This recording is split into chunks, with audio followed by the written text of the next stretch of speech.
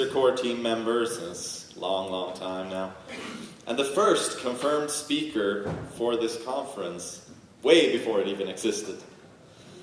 So an OG supporter of the conference and former Gothenburg resident, welcome to the stage, Andrea Leopardi.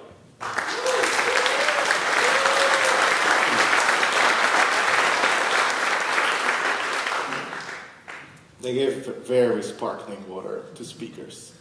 Very sparkling. Just so we burp during the... Okay. Hey everyone. Tjena. I'm excited to be speaking at the first Goldmeyer.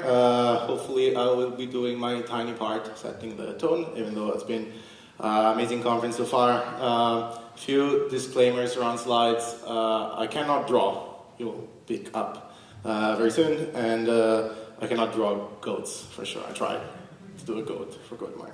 That didn't work. This thing doesn't work, obviously. Oh no, it does. Cool. So I'm Andrea. That's a picture of me when I was young. I was taken right here in Varberg, young, like 2 days younger than today. So a couple days ago.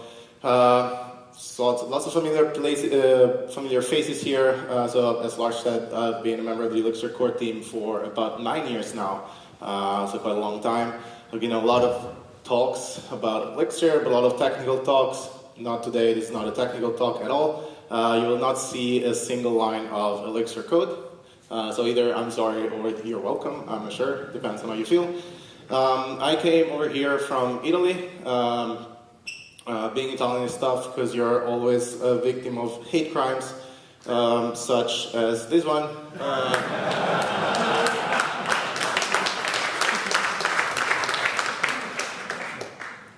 I had to blur the names because I'm afraid for them. Anyway, so it's tough. What else? Let me give you a little bit of context on my career first, how I became a software engineer. So I'm speaking here, I became a software engineer by dabbling. So fresh out of high school, I did not know what to do with my life. I did not have a strong passion for anything. I did not know what to study in university, so I was pretty confused. I did what any reasonable person would do. I picked something, and that something was becoming a neurosurgeon. Seems like it would work. Could have had something to do with the fact that I was obsessed with Grey's Anatomy at the time, or maybe not. Nobody knows. But I then potentially saved many lives by not becoming a neurosurgeon, because I don't have particularly, as you can see, not particularly steady hands. So I accidentally pulled something that then I learned very long after. I learned it's called a multi-armed bandit. So I think a lot of you will know this, but for those who are not familiar with this, the idea with a multi-armed bandit is that you have this little bandit creature, and it's trying to pull a bunch of these one lever slot machines things, and the idea is that you don't know the properties of these machines, and you just have rounds pulling them, and you then figure out which are better to pull, figure out the properties. Should you explore more machines, or should you keep pulling some machines to get more out of them? So that's the idea. It's a pretty well-known concept. It's statistics and a bunch of other fields. So I kind of accidentally pulled a thing like this early in my career, or in my studies at least. So I did that. I tried to get into studying medicine. I didn't get in. I went to study biology because it was the closest thing that I could figure out at the time. And I took a physics course, I think it was at the time.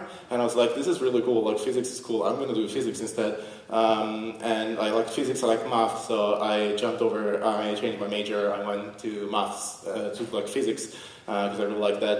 And then, fateful day, I did the introduction, to computational physics or something course, where we had to write Fortran of all things. So I wrote a bunch of Fortran. I was like, this is actually what I like, programming, not Fortran. And then I ended up right here, right now. So I actually picked something and went for it, and I made a career out of it. So that's been kind of a recurring theme throughout my career, like this idea of like exploring and figuring out what you like. And so today, that's what I would like to talk to you about, which is not technical. There's been a bunch of technical and fantastically non-technical talks at this conference. This is a non-technical talk. I'm going to talk about umbrellas, which is not the mix umbrella thing, and ranges, which is also not the data structure. So the umbrella is kind of like a pretty, did I just stop it and it went to the next slide? I'm going to just put this down, I'm afraid. So the umbrella is a pretty well-known like career metaphor. It's something that's a pretty famous thing. And the idea is that you have, you're a generalist with a specialization. So basically you have kind of a broad canopy. The canopy is that part over here I learned when working on this talk. I didn't know how that was called. So you have a broad canopy of knowledge, and then you get the deep expertise in a topic. That would be the handle of the umbrella. Range is kind of a little bit of an extension of that, so we'll talk about it in a second. Let's talk about the canopy first. So maybe 5 or 6 years ago, at the start of the pandemic, I was your very typical Italian guy. I would just drink like a few espresso shots a day, just chug it down. It tastes horrible if you ever tried, so I would just chug it down and like go about my day. And I was thinking, like when I read something, I'm going abroad, maybe I read something about like 100% Arabica coffee. I was like, man, that's fancy. And then I started to learn a little bit more about coffee. And I got a little bit into brewing, and it turns out, as a shocker, that like 100% Arabica is just the bare minimum you can have for like decent coffee. So it's a variety of coffee beans. It's essentially not just like poop, right? It's like a bare minimum. So now it's like 5 years later or something, and I brewed coffee with like a bunch of different tools at home. I read a couple of books, and I became a properly like insufferable coffee snob. Like I have to have my coffee kit when traveling and all this stuff. But my knowledge around coffee is super shallow. Like I know a little bit about it. I'm the furthest possible thing from an expert.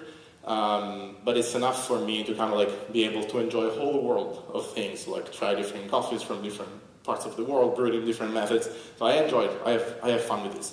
And this coffee, for example, is part of like my non-work related canopy of things that I kind of know a little bit about because I just like them, right? But I've got a bunch of stuff in the canopy. I got some cooking, I got some photography, I got some sports, some knowledge of beer, like a bunch of stuff that really doesn't that I know little about, but kind of helps form that hopefully large canopy, right? And I say hopefully large because I think having that large canopy matters a lot. So let's talk about that. I think in our industry especially, we really are generalists by trade, right? And I say that because having a broad canopy is quite a common thing in our field, I think. I have it, I think you probably have it, because you really need to know kind of a little bit about so much stuff in order to be able to be a software person, especially senior and up software person, right? So think about, for example, all the programming languages you can read, or all the programming languages you can write a little bit of, or all the databases that you've messed with, or all the message queues that you've messed with, like all the stuff that you kind of know a little bit about. Think about a little bit of programming language theory that we all know, the little bit of distributed system, like a pinch of sysadmin, compiler stuff. Like most of us, we all have that shared knowledge of the little things here and there, but we're not experts in any of those things, or like we're usually experts in like one or two, but you're usually not experts in like very wildly different fields, like distributed system or programming language theory, or all these things that form our canopy. And I think something that fits well here is the Pareto principle, also known the 80-20 rule. Which I'm sure you're all familiar with, but it kind of goes like 80% of the consequences of something are caused by 20% of the causes. And the remaining 20% gets caused by 80%. It comes from like an early 20th century Italian economist, I think. And the idea was that 20% of people in Italy owned 80% of the land, and the remaining 80% own 20% of the land. It had since then been applied to like economy and like wealth in population and a bunch of other fields. And I think it fits in here because I am arguing that you can get kind of an 80% level understanding and expertise on a subject, just surface level expertise, just with 20% of the effort that it would take to become a true expert, right? So the last 20% of knowledge instead, which is what makes, I believe, the canopy, the handle of the umbrella, comes with the remaining 80% of the effort. And if you think back of coffee, in my example before, I invested like maybe a few dozen hours across like years into brewing coffee, reading about coffee, making coffee in different ways, but that's not that much, right? However, I have like this shallow surface knowledge on many things related to coffee, right? Like from a bunch of brewing methods. I know the name of all these 3 things, for example. I know, like I've tried coffee from around the world, so there's quite like, I have like quite a broad surface knowledge, right? And if I talk to a true coffee expert, I will not be able to like, to talk on their level, but I'll be able to at least understand a bunch of stuff that they say, right? I'll be able to know what they're talking about. If I wanted to become an expert though, from here, I'm gonna have to invest like a lot more, right? Like, like brewing coffee at home and nerding out on a couple of books is not gonna make me an expert in any way. And then we also have the good news is that I think, investing this little time can get really wildly successful results when it comes to like knowing broadly about a topic. The good news is that we also have a bunch of proper research, and literature that tells us that this canopy that we develop actually matters. It's actually important for even for our work. So not just our professional canopy, but also this, hobby canopy, right? So I read this paper. It's a really good paper to read. So it turns out that pursuing hobbies can have positive impact on our work as well. Right, and just a disclaimer that I'm not nuts, so I don't think you should have hobbies so that you get better at work. That is capitalism. So I think hobbies should be for fun, but it's interesting to me that they can have this impact back on also your career, right? And that's what this paper suggests, basically. It goes really deep. Obviously, it's a paper, so lots of references. But the interesting part for me was the conclusion that not all leisure has a positive impact on work. There's like some leisure that has, some leisure that doesn't have. So this paper is based on a thing called conservation of resources, which is something studied like in the field of stress theory. This is like a stress, studying stress, which is very interesting to me. So that's another rabbit hole if you want to dig.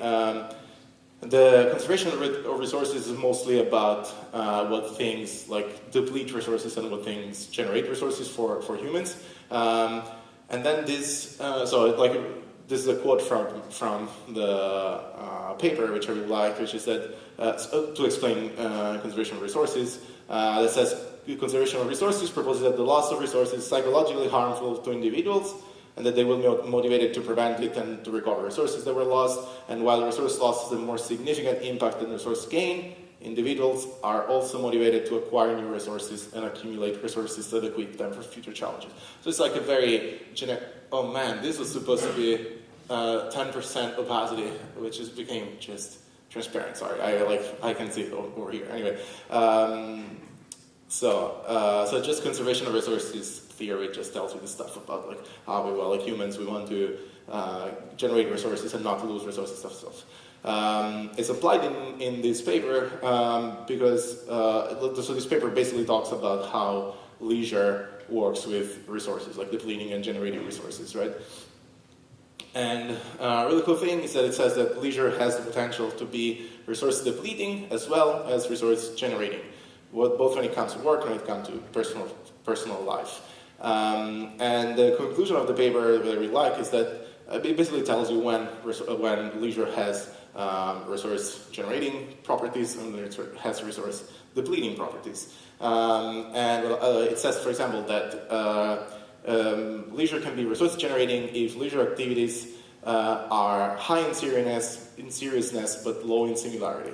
It's like very easy to grasp thing, I think. So if you, I will actually quote this to you. They say, we argue that investing time into leisure will be resource generating if leisure activities are high in seriousness but low in similarity.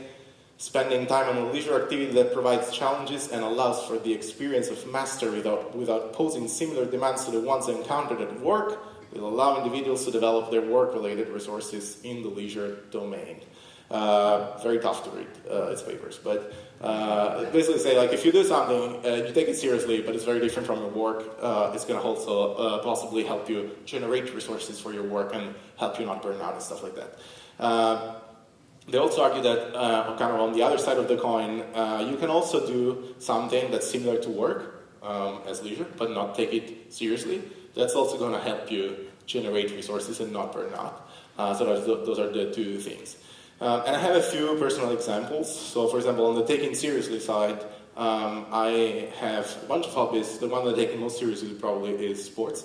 So I'm not particularly good at sports, but it's one of the things I care about the most in the world. I really put like a lot of energy into it. I read, I like train, I do all this stuff. And I take it very seriously. Obviously, completely different from the work that I do, which is sitting at a desk. As for hobbies that are similar to work but are not very high in seriousness, I think we call them side projects a lot of the time.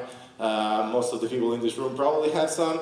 I have, for example, this little website. Do we have any Czech people in here? Yeah, so maybe some of those know what a Tankova beer is, but I have this website that collects all the places that serve beer in a tank, which is a very cool way to pour beer. I made this in maybe like 2 hours. I vibe coded this in like 2 hours, and very low in seriousness, but very similar to what I do at work, right? Like building stuff. On the other hand, this is an example of what they call in the papers, where they say like doing something as leisure that is very similar to your work and high in seriousness can be resource depleting. And I experienced this because I think it tends to happen generally quite often in our industry because our side projects get carried away, right? And we pour a lot of time into them, and then we get less energy. So, for example, I wanted to learn how to make iOS apps, so I spent a bunch of time making this iOS app that kind of lets you log alcoholic drinks. And a small aside, like, this stuff is all about drinking. It's just because I'm a data nerd, not because I like to drink that much. I just like to look at data about what I do. But anyway, I took this too seriously, and I worked on it on like weekends and stuff, and I had, less energy to work at my job during the week. This is like very easy thing to notice because they were too high in similarity, right? It was programming, I was thinking about code architecture and stuff like that. I really recommend you go and read this. It's a very short and digestible paper. It's a very fascinating paper, in my opinion. As papers go, it's digestible still. So back to the 80-20 rule. I think in our industry, this is very common. This is also a very rewarding thing. So for example, let me focus on programming languages because I think it's easier to talk about. But in my career, I don't know, I've played around with like many languages, as I believe most of you have. If you take Python, like I read one book about Python, and I wrote a little bit of Python for glue stuff here and there. So I spent very little time investing into Python, but I think I get still the 80% benefits of having done that 20% of effort, right? Because like my investment was super cheap, but now I can sort of like read Python, I can write it enough to just get by. I'm not an expert. I will stumble upon code that I don't understand. I will not be able to probably architect like a big app that's refactorable and maintainable and performant in Python, but still, I think that 20%, the little investment, got me I reaped a bunch of benefits from it. And I think you're all kind of on the same boat, and like you can recognize yourself in what I'm saying. There's also a lot of research on why generalization in general is good. There's a book that I read a couple of years ago called Range. I think it's definitely like my number one recommendation to go read after this talk because It cites a few of the things that I've talked about, and in general, kind of really solidifies this idea. And the gist of the book is essentially that dabbling widely really changes your perspective when you're doing stuff. And so it argues for you to develop range, right? And the idea is that making connections across fields and disciplines is really important nowadays more than ever because of all the things that all the accumulated knowledge of humans. And it basically tells you it's dangerous to specialize very deeply because you can, like, your specialization can become so narrow that it sort of causes tunnel vision. And this goes against the advice that I think we give to many young people to just specialize in something, like to find your thing and study that and just go to that. So specialize early and deeply, right? It's like very common advice. And so basically the book argues that you want to make your canopy broader so that you just shade more ground and you can like see more connection and develop more flexibility and elasticity and range. This tunnel vision thing that I mentioned, it actually has a name that someone German will pronounce later for me. But it is something that's been studied, and we essentially studied how we tend to apply solutions. This thing is it's basically about people solving a problem a bunch of times in a way, and then trying to apply that way of solving the problem to new problems that come, right? So kind of like you specialize in something, and then you try to solve all problems through the lens of that specialization, right? So this is hard. I think you like hopefully you can see what I'm talking about. But the idea is that what the book is trying to fight is that they want wants you to combat this, right? Like to fight this, where you want to like be able to have flexibility to find like creative and different solutions to problems that you're trying to solve. In our field, obviously, this tunnel vision thing can be quite problematic, and we see this, for example, with people that have done, object-oriented programming for 20 years, and then they come to functional programming and they have a really hard trouble adapting, rather than being flexible on this paradigm, having learned a little bit about them early on. So for another example, like imagine you're a front-end developer, you've been for a long time, very long time, you used that to talk to your server, you use HTTP, then one day you have to go make two services on the back end that talk to each other, and the first thing you're going to use is HTTP, because like that's how you solve the problem of communication between two computers, right? And you're going to miss on all these like message queues and patterns and back pressure and dead letter queues that are common when like doing back-end communication. So I think it's a pretty common experience that we see this like tunnel vision. Another problem of this general people not really having not having range or not having enough generalization is that there's so the example of like in our field of HTTP and this front developer is quite contrived, because I think there's a lot of resources that help you break out of the tunnel vision for our field and in general in a field. The problem is that for people that are doing like this starts to show cracks when you're kind of at the forefront of creating and pushing the boundaries of research, right? So this idea has actually been studied in the 80s, I think. It's called like undiscovered public knowledge, and this idea that the information is there and that the human knowledge is like growing and is more public than ever, but all these independent fragments are never really retrieved and interpreted together, right? So this guy in the 80s made even like a system that will let you like find related research when you were doing something. It's still online. It's quite interesting to look at. It's called Aerosmith. But anyway, this was like a thing already 40 years ago. So now let's talk a little bit about the handle. So like range is great, having generalization is great. You still maybe want to have a handle. There are some limits to generalism. So I'll talk about the importance of this handle by talking more about the failure modes of generalism. The first one is that I think without any specialization, it might be hard to have a rewarding career. I'm not sure I 100% believe in this, but I could see it in my career, where like if I had not specialized in Elixir, I think I would have had a harder time like getting to where I got. But on the other hand, it paid off by like doing a lot of dabbling at the beginning with different programming languages and different paradigms and stuff. The problem with the canopy in general, though, is that it's very shallow, right? So you might know a bit about a lot of stuff, but you don't know much about most things, right? That's the canopy. And especially in our industry, I think that can be problematic because too much generalism can kind of like lead to like shallow mistakes where, I don't know, you know about about HTTP, you know about a bunch of different things, and you know that you can have things talking to each other, but like you've never actually had to implement back pressure, like high throughput systems and stuff, and like you never specialize in that particular thing, and so you might make shallow mistakes by not knowing all this stuff that's beneath the surface. Another failure mode of generalism, I think, is that it's hard to keep up with knowledge rot. This is super true, as you all know in our industry, where like stuff is moving so fast. So if you're learning a little bit about a ton of things, it's really hard to keep up with all those things. And like the knowledge you learned about front-end development 5 years ago, and you learned everything about AngularJS, and now you're like, it's taught in history books or something, right? Like nobody's like ever seen it anymore.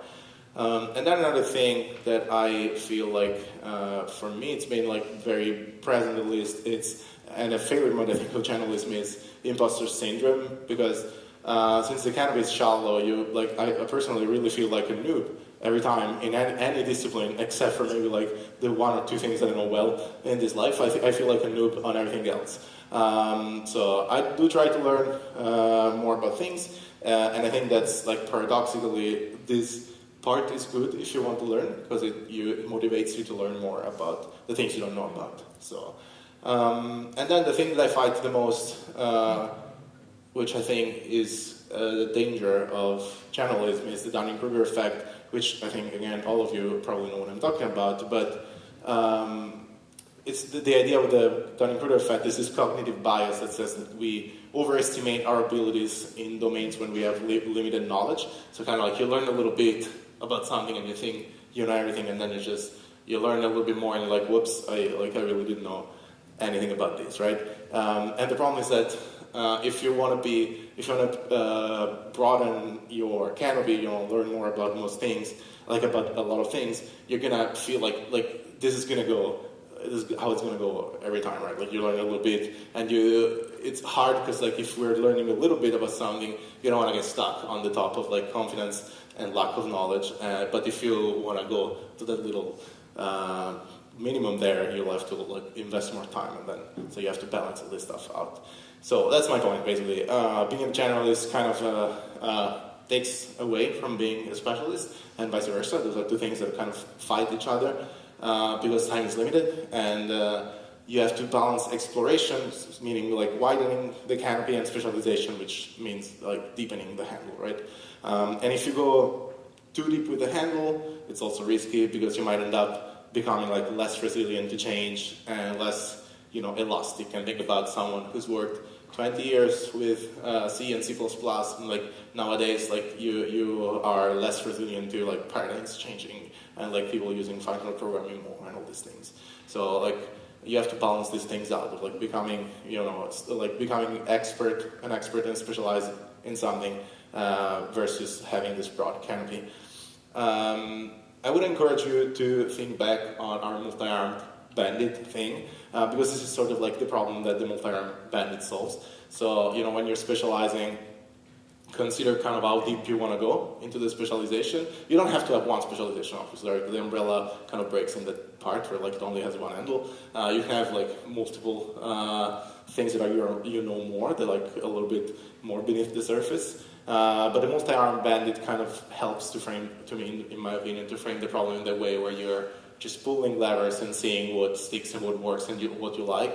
So sometimes you're gonna kind of explore and just pull levers from new machines and widen your canopy and learn about new stuff. And sometimes you're just gonna like keep pulling the lever of the same machine and like deepen that handle, make it sturdier. So learning, for example, sometimes learning topics that are adjacent to your specialization, so like machines that are close to each other makes sense. Sometimes it makes sense to just like go towards completely new machines, and you might come back to what you want to specialize on, right? So now you might be obviously tired about hearing about AI. I think we all are a little bit, but hear about AI you shall. And obviously bonus points for hearing about AI from someone who doesn't know much about AI. That's very common, I think, so you're used to this. I like about AI that it is the ultimate generalist, right? Like it knows about everything. I think it's part of everyone's fascinations, that just it knows everything. But for now, I also think it's a really bad specialist. It doesn't really have deep expertise on anything, right? So I experience this often with my specialization, which is mostly Elixir. So when you talk to an AI, you talk to an LLM about Elixir, I feel like I know more than the AI does, which is a weird feeling because it's the only thing where I can spot the LLM doing mistakes, right? Like, and doing them constantly, though, right? The problem is that like being it's very convincing. I think that's wrong.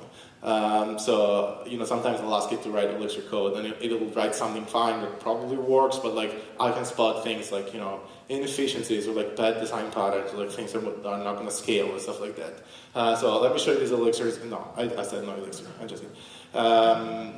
So I think this is generally a reflection of the fact that AI doesn't really have understanding. It's not that it doesn't have deep understanding, it's just that it doesn't have understanding of stuff, right? It's just designed as it's a probabilistic pattern matching machine, right? And I don't like to call it that because I think when you become so big as a probabilistic like pattern matching machine, like emergent properties start to show up, and like it really is like it's something incredible, right? We're all experiencing it, but still, it like the design constrains it to those things, right? So I think AI truly does know about, and I stress the word about, it truly does know about every field and every discipline, right? So I think it might make the process of discovering this cross-discipline connections and links, it might make it easier for everyone. However, I'm not sure that LLMs would be able to make those connections themselves. And I think this is a really, really interesting question, an interesting thing to look at when, what's going to happen with AI. Because part of me thinks that it could be hard for the LLMs to do these connections because of the way that these models are trained on existing knowledge. So it makes it hard for the models to create new stuff or especially very creative stuff that's never been thought before or written down before. On the other hand, these models are really good at pattern recognition. So hopefully. It could be that they eventually, they'd be able to, for example, spot two different fields solving a problem or very different problems in the same way, and tell us about it, or vice versa, to have problems that are in different fields that are very similar and that could have the same solution but are now treated completely differently. So the undiscovered public knowledge paper that I mentioned earlier. Also talks about this idea of bringing the subjective understanding of the world that we have. So everyone of us has this subjective understanding of the world. When we bring it into the objective public discovered knowledge of humanity, this is hard, but it's through science and papers and books and all this stuff. And so this is part of what the paper talks about World 2 and World 3, which are a thing from Paperian philosophy of knowledge, which I learned about a few days ago, another rabbit hole if you want. But the interesting part for me here is that LLMs, I'm not sure that if they have subjective knowledge or not. I'm not sure if they're just a window on our objective knowledge as humanity, or if they actually develop some sort of subjective knowledge from their training and from how they look at data and from all the subjective also data that they're trained on. And so, if that's going to show up in the training data. So, who knows? I'm actually kind of I don't know anymore. So this was just sparking of hopefully conversation, just sharing things to reflect on. I don't know how it's going to go with AI, as I think it's a very common feeling. So I think the important question related to this talk, though, is does it make sense to become a generalist if AI is the ultimate generalist, right? If AI knows everything already. I think it does, because I think we still have an edge on a bunch of stuff that's human, that's like strictly human, like empathy and intuition and like working with people and all this stuff, all these human traits. And I think some of those traits do develop better if our canopy broadens and we learn about different things and about different ways to approach these human traits. And also, I think being a generalist is kind of the ultimate power tool to use AI in the best way, because you kind of know how to probe it about a bunch of different things, and you can maybe suggest connections, and then let the LLMs like help you out with all the knowledge that they have. So I think it still does make sense. The conclusion I'm taking from all this is still like invest in journalism, and invest in ways to generate resources, basically. So invest in things that like make you more